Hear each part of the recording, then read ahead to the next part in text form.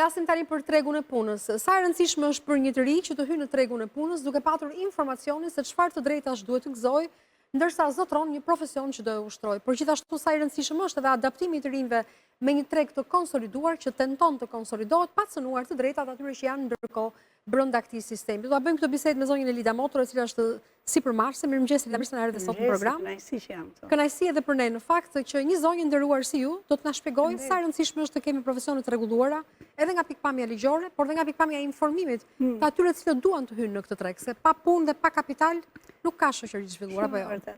Duke nisur nga pyetja që bëm para se të fillojmë, në fakt tani vetëm ka filluar auditi, nuk është se ka kaluar në një ligj, tani është bërë një plan kombëtar. Korrik ka filluar të bëhet çfarë do të thotë ky plan dhe pse po bëhet. Dhe unë besoj që është dorë e Europës lavdizotit me këto gjithë çfarë po bëhen, që ne po hyjmë në Europë pak a pak. Shumë e thjeshtë. Ne kemi profesione sot në të cilat porta hyrëse për të hyrë, për të quajtur profesionist i lirë, mund të jetë shumë e mbyllur ose mund të jetë shumë e hapur. Kush e vuan këtë? Qytetari. Patjetër. Nga ana tjetër, nuk është se e vuan vetëm qytetari, po e vuan dhe punë kërkuesi i ri, ai që del, ai që ka bërë një shkollë dhe do të bëhet një profesionist në profesionet e rregulluara, flasim për avokatët, flasim për mjekët, infermierët. Nuk e di, mira profesione të rregulluara të lira, të cilat mund të ushtrojë gjithkusht në mënyrë të mirë. Ato që janë bërë në auditin e parë janë 320, 337 diçka e tillë, por që tani po bëhet auditi dhe po shikohen, a jemi duke vlerësuar më shumë rrugën drejt Europës, që është, të themi, në përgjithësi kujdesin ndaj konsumatorit, apo jemi duke parë procedurat si do duhet që dikush të futet dhe të ushtrojë zanatin e vet. Sa e rëndësishme është meritokracia në zbatimin e këtij rregulli që ti the, duke marrë parasysh përvojën europiane. Pra sa e rëndësishme është që dikush që hyj ta di që gëzon këto të drejta si profesionist i një fushë të caktuar dhe çfarë e pret kur hyn në këtë fushë. Shiko, ne jemi në fakt, nëse do flasim me shifrat publikuara nga qeveria, është shumë e thjeshtë. Në Europë 1 në 5 persona punon në profesion të rregulluar. Profesioni i rregulluar do të thotë që ka standardet e duar, procedurat e duar që unë zgjedh ta ushtroj. Ne kemi 1 në 12. Ka një protokoll të caktuar pra që ai duhet të zbatojë në bazën e standardit. Mund të përmendim disa profesione të rregulluara që publiku ta kuptojë për çfarë bëjnë. Po, e thjeshtë fare, nëse dikush do të bëhet sot avokat apo do të bëhet infermier, noter, duhet të kesh një diplomë. Po. Duhet të kesh disa kritere të caktuara që ata i kanë caktuar, që janë specifike për profesionin, por nëse ta përgjithësoja, urdhri i infermierit, ose urdhri i stomatologut, urdhri i mjekut, nuk e di në rastin e arsimtarëve njëjta gjë. Mirë, llogaritarët, kontabilistët, domethënë janë komplet këto grupe. Tani çfarë ndodh me këto grupe? Duke qenë të organizuar, shteti u jep lejen që ata të përcaktojnë kriteret përcaktuese se si dikush mund të marrë këtë licencën për të punuar. Shpesh herë këto procedura, dhe ky po bëhet logjika, këtu do të jetë diskutimi. Diskutimi do të jetë, i kemi dhënë më shumë fuqi procedurës, burokracisë, apo i kemi dhënë asaj që u that meritokracisë. Meritokracia për mua përkthehet kush është i aftë të sjellë inovacione, të sjellë gjëra të cilat janë më të mirë të konsumatorit. Të shërbimit publik. Absolutisht. Po kush e vërteton meritokracinë? Këto kritere që vendosin organizata të licencuara nga shteti? Tregu. Apo tregu i punës? Unë besoj që tregu. Po nuk e di sa mund të çajë për shkak sot një i cili mund të jetë shumë i zoti? Kjo është tema e diskutimit. Dilema e një punëmarrësi, punëdhënësi, siç mund të jetë rasti juaj apo dikujt tjetër, ka gjithmonë atë ndryshimin se thotë është i ri, ende pa përvojë. Por në fakt ai mund të jetë inovativ. Jo profesionistët, po flasim në këtë rast flasim profesionet e rregulluara. Që do të thotë, nëse dikush do të bëhet kontabilist, marr kot rastin e kontabilistit. Dhe aty të kërkohet të kesh mbaruar shkollën, të kesh kaq vite eksperiencë, të jesh antar i një organizate, të jesh tani sa mundsi ka një i ri sapo dal që ti ketë këto. Kur atij personit kur do vetë punoj diku i kërkohet të ketë përvojë. Tani ti thua një të riu të kesh 4 vite eksperiencë pune. Ai sa ka dalë nga bankat auditorëve. E para, e dyta ti kërkohet të jesh antar i një shoqate në cilën të kesh paguar kuotën sado e vogël vjetore. Pra, janë disa procedura të cilat ky projekt ligj po diskuton ti shikoj dhe të thotë sa mund t'i afrohemi Bashkimit Evropian në praktikat e Bashkimit Evropian. Meritokracia për mua ka të bëjë me, nëse ta thjeshtoja, do thoshja për shembull, nëse ne kemi nevojë le të themi për 500 kontabilistë, okay? Dhe grupi, dhoma, organizata që ka këtë gjë, flas kot në përgjithësi, nuk po i referohem atyre, ata janë që kanë proceduar vetëm 100. Çfarë ndodh? Ne si konsumator paguajmë shtrenjtë, sepse janë 100 veta që bëjnë punën e 500 dhe ne presim në radhë, cilësia do të jetë që vonohet, do marrësh gjoba se si merr shërbimin në kohë, sepse ata do të kenë shumë ngarkesë, pra porta hyrëse për të hyrë të rinj, të cilët i kalojnë, do me thënë, e kanë kompetencën profesionale, dhe këtu duhet dallojmë midis tregu, meritokracia në fakt është kur kompetenca, vlera, që një profesionist sjell në treg, është që përputhet me atë që kërkon tregu. Ndërkohë ne kemi në mes disa procedura, disa standarde, disa pragje hyrjeje, të cilët e bëjnë shumë të vështirë hyrje në tregun e punës. E kuptoj. Do krijohet këtu një kontradikt mes nevojës për të marrë një gjenerat të re, inovative dhe një gjenerat që ka një përvojë të jashtëzakonshme se është ndërkohë në punë, nuk po e fus në lojë koeficientin e meritokracisë, sepse sigurisht një njeri të paaft nuk e mban njëri në sipërmarrjen private. Shiko, unë besoj fort tek kërkesa dhe oferta. Edhe në rastin kur unë dash si rast për analogji, në qoftë se kemi 100 dhe janë 500 të tjerë, patjetër shoqata ta kuptojë që duhet ulë ca gjëra, sepse ka më shumë punë. Patjetër duke pas më shumë, ka më shumë antarë që paguajnë më shumë dhe kuotat brenda që i ndjekin në trajnimet e brendshme, që janë detyrueshme, që janë pagueshme. Pra është një kërkesë ofertë e cila e rregullon tregun. Ajo që po bëhet tani dhe që unë mendoj është shumë mirë sepse ne jemi në fakt në ca kuota që janë shumë ulët. Kroacia në të njëjtën kohë, siç kemi qenë ne, para se të hynte, ajo ka pasur 31%. Ne sot kemi vetëm 0,8% të njerëzve në profesionet rregulluara. Që do thotë është një numër shumë i ulët. Vetëm 1 në 12 veta është në një profesion të rregulluar. Pra ne po flasim tani, por e bukura fare është që këto profesionet rregulluara japin një pjesë të madhe të produktit bruto.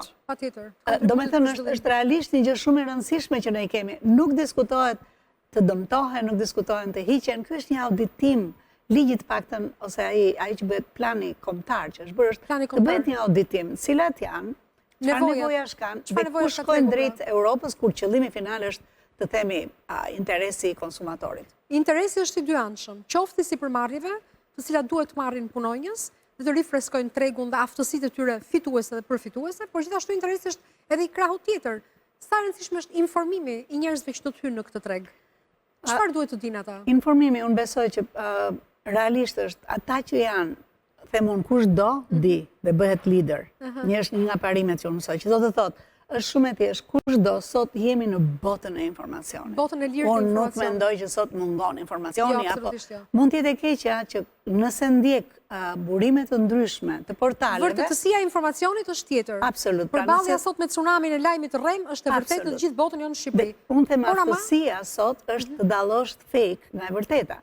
Dhe nëse të shkon në burimin, çfarë shkruhet, informacioni është jashtëzakonshëm. Për kë mungon informacioni që do të futet në tregun e punës? Atëherë do të thotë që do të ndërtojmë një piramidë ku ne ta dimë në Shqipëri për shkak kush do të hyjë në tregun e punës, ku të adresohen për kontabilist, për infermier, për stomatolog, pra një lloj sistemimi brenda organizatave që i takojnë këtyre profesioneve? Ajo që qëllimi, mendoj unë, qëllimi është të shikojmë procedurat e drejtanishme, të cilat e bëjnë të vështirë hyrjen, dhe të shikojmë cilat nga këto procedura janë burokraci dhe cilat kanë bëjnë me kompetencat. Le të flasim për urdhrin e mjekut. Ku e kërkon sot për shembull? Urdhri i mjekut për shembull duhet me se zbën që të jetë i konsoliduar, që patjetër duhet të kesh bërë ato që kërkohen, se nuk mund vemi ne të marrim një shërbim që realisht rrezikon jetën. Mund thuash për një kirurg që do t'i japësh një licencë dhe t'i japësh s'ka problem. Ose psikologët. Urdhri i psikologut gjithashtu. Absolut. Do të thënë ata që kanë të bëjnë kryesisht me shëndetin, por vemi tek arsimi. Është shumë i rëndësishëm dhe ajo që unë mendoj që është e rëndësishme është që ky duhet të jetë një tsunami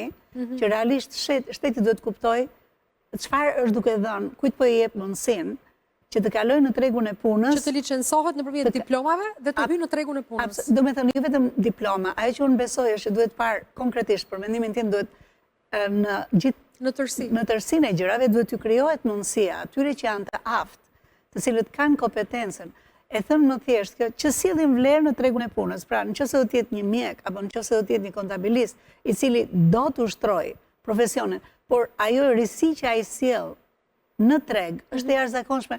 E ke parasysh që dhe urdhrat do të rrëmbejnë ku je, kështu që është e dyanshme. Prandaj thash pra që interesi është i dyanshëm, qoftë i punëmarrësit, qoftë edhe i punëdhënësit, apo i organizatave që kanë të japin një informacion të detajuar dhe të kualifikuar kur vjen puna që kompanitë mëdha për shembull do të vinë momenti të kërkojnë psikolog, të kërkojnë njerëz që kanë profesione të rregulluara që vinë dhe më të besueshëm kur vinë nga struktura të tilla organizative të shoqërisë, siç është rasti i sipërmarrjeve gjithashtu. Rritja e vlerës do të jetë kuptimi është, domethënë lufta bëhet midis procedurave, kritereve, burokracisë dhe vlerës reale që shtohet në tregun e punës. Në qoftë se ne këto të dyja i bëjmë që të përputhen, tregu do të jetë një sukses. Tregu patjetër. Nga ana tjetër kjo është për të thënë që do të jetë një proces në lëvizje sipër. Unë nuk mendoj se ka vend për alarm. Se po shikoj janë çik bërdaç apo thuaj, shiko, nuk ka nevojë për alarm dhe panik. Është njësoj si thua që kodi rrugor janë duke rregulluar vazhdimisht. Kjo nuk më heq patentën mua që kam edhe për 20 vite të ardhshme. Kështu që logjika është që ne do të kuptojmë që patjetër duhet përshtatet kodi rrugor me çfarë po bëjnë gjërat e reja në botë, sepse mësojmë nga gjërat e reja. Patjetër. Përvoja sjell gjërat e reja. Nëse kjo do kërkoj që mua do mulet një pikë për këtë për atë, do edukohem. Ku do ta edukoj këtë vetëm? Duke gjetur ku është burimi i informacionit që vjen pikërisht nga qendra e licencuar për këtë gjë. Është qartë. Kështu që standardizimi i kërkesës për të marrë njerëz në punë dhe standardizimi i ofertës që japin njerëzit që do të hyjnë në këtë tregun e punës, besoj bën mirë gjithë shoqërisë. Besoj që po kjo do të bëhet gjithmonë më inteligjente, gjithmonë më e mençur, që do të thotë me brezin e ri që po futet në tregun e punës, se po flasim brez i ri ngelen, ata s'janë më brez i ri, po flasim për Gen Z dhe Alfën që po vjen. Duhet kemi parasysh që gjëja që ata urrejnë më shumë dhe gjëja që i bën off, që i bën të dalin nga vetja, zgjatja burokracia, mungesa e transparencës, ata nuk kanë kohë. Të thënit një fjalë dhe të bërit një fjalë tjetër, ata nuk besojnë që okay, unë mund të vuajnë çik tani, s'ka problem, do duroj një çik edhe këtë shoqatën që po më vë kod vështirë, futem ata e lën fare. Ky është ndryshimi thelbësor, sepse ata janë mësuar të marrin një produkt nga ekranet e tyre të telefonave me cilët janë rritur apo të tabletave gati. Nuk e kanë kaluar këtë rrugën e sakrificës së brezave të tjerë. Shiko, unë besoj që ata e kanë më të qartë në brezat e tjerë se çfarë duhet quajtur sakrificë. Ata thonë sakrificë mund të jetë që unë mund të punojnë dhe ke prej tyre që punojnë 24 orë. Nëse është diçka ose luajnë në lodra elektronike 24 orë. Prap sakrificë është, se bën ca luftra andaj me ca imagjinar. Ideja është që nuk është se ata i trëmben sakrificës, ama ata nuk e konceptojnë dot që sakrifica është me procedurat, është me burokracinë. Kur ata nuk përfitojnë gjë, po nëse ata i vëdhet punojnë me ca mentor shumë të mirë, unë kam parë që kanë një vullnet i jashtëzakonshëm, janë të kapshëm shumë më tepër nga çdo brez tjetër. Fast learners, mësojnë në mënyrë të shpejtë dhe të menjëhershme dhe kjo është fal teknologjisë që ata kanë përfituar. Absolut. Dhe fjala që thatë, dhe është shumë e mirë që thatë, në learning, ajo që po ndodh në gjithë botën, nuk ka të bëjnë më procedurat, sesa kanë të bëjnë upskill, reskill dhe lifelong learning, që do thotë riaftësimi ynë i vazhdueshëm. Se cili nga ne në biznese kemi është e detyrueshme të ribësh veten, sepse ndryshon ambienti ekosistemi. Po këta profesionistë mos ta ndjejnë këtë gjë dhe të kesh nga ata për shembull që thjesht pse janë futur tek urdhri dhe kanë marrë një urdhër, mund të vazhdojnë me metodologjinë e vet, ndërkohë që konsumatori kërkon gjë tjetër. Nga ana tjetër është të mësuar gjatë gjithë jetës. Pra janë 3 shtylla sot që po ndryshon tregun e punës në mënyrë të jashtëzakonshme. Dhe e them këtë edhe për kompanitë. Nuk është e thënë që ne të kemi punonjës të cilët ti mendon që nuk i duhen më këtij tregu. Nuk ka mundësi. Nëse ne i vëmë në një të mësuar të vazhdueshëm, nëse mjediset e punës dhe rreth e rrotull, sidomos tyre të shoqatave, bëhen të tilla që ofrojnë trajnime të cilat janë të lidhura realisht me vlerë, unë besoj që kjo e mban edhe këtë sistemin një po flasim, do ta bëj të vej gjithmonë më lart. Patjetër. Nuk është se shikoj, kjo është luftë e vazhdueshme, ishte para ca kohësh në televizionet gjermane, ishte shumë e dukshme që një bukpjekës i jashtëzakonshëm francez kishte vajtur dhe donte të bënte të hapte bakery, si kishte shumë të njohura në gjithë botën. Në Gjermani ishte ndashur 18 muaj për shkak të burokracisë. Domethënë kjo do të jetë luftë e vazhdueshme, se siç thash, sfida mes inteligjencës artificiale. Jemi vazhdimisht në një proces të mësuar. Prandaj bota i kushton e qytetëruar ku duam të shkojmë, kushton shumë rëndësi kualifikimit të burimeve njerëzore, të cilat learning by doing, duke mësuar, duke punuar apo duke bërë procese të caktuara dhe burimet njerëzore janë aseti më i madh i kombeve që premtojnë të zhvillohen dhe të ecin përpara. Jam me ty. Kështu që Elida, faleminderit shumë që ndave kohën tënde sot me ne. Kush e ka humbur këtë bisedë mund të rikthehet në kanalin tonë zyrtar në YouTube për të mësuar pak më shumë për profesionet e rregulluara dhe sa e rëndësishme është të jesh i informuar sot për të drejtat që gëzon. Qëndroni me ne, vjen Kristi, vazhdojmë me të ftuar të tjerë.